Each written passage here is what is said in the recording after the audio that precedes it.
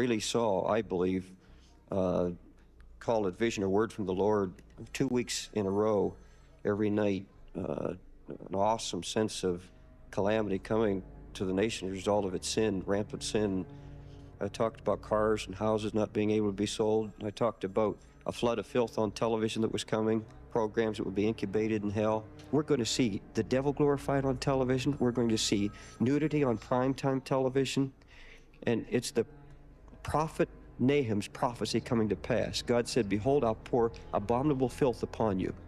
Now, that doesn't mean that God has a reservoir of smut and filth, but the devil does, and the Holy Spirit's been restraining it. But men are clamoring for nudity, streaking, filth, dirty television programming, and they're going to get it. Yes. I'm not a prophecy expert. I'm not a prophet.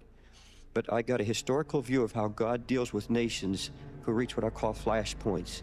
When they reach these certain points of violence, for example, when the nation became violent, God said, I'll destroy it. And once again, all through the Old Testament, you eat violence. And every time Jerusalem, Israel, Babylon became violent, God destroyed it. I saw the moral landslide that happens, permissiveness in sexual morals, rampant homosexuality, all of these things. The prophet Nahum, for example, came to Nineveh. No, Jonah preached and Nineveh repented. 150-year reprieve was given to Nineveh. And along comes the prophet Nahum, and he said, now God's going to destroy you. And I'm going to give you 5 reasons. He said, you become an alcoholic society. You become drunken. He said, your men have become as women. Now that fits here today so much that we call it bisexual.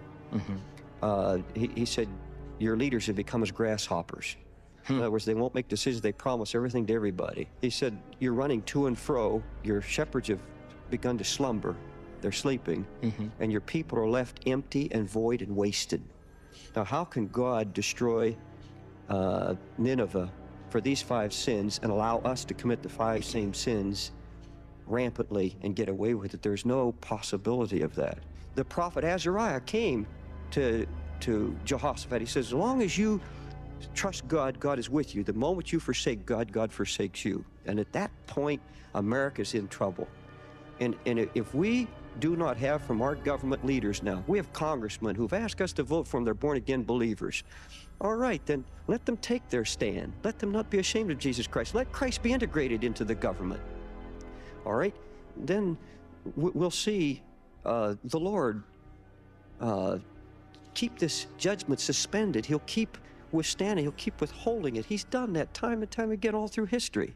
But the moment we break his commandments, the moment we become ashamed of his testimony, then black days. I talked about earthquakes hitting the nations in the world and drought conditions. And when it first came out, I lost an awful lot of support. People who thought I should stick to drug addicts.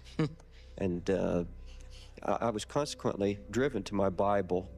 Even some of my very closest, dearest friends thought that I had gone off the deep end. And it came to the place where I really wondered if I had just dreamed this.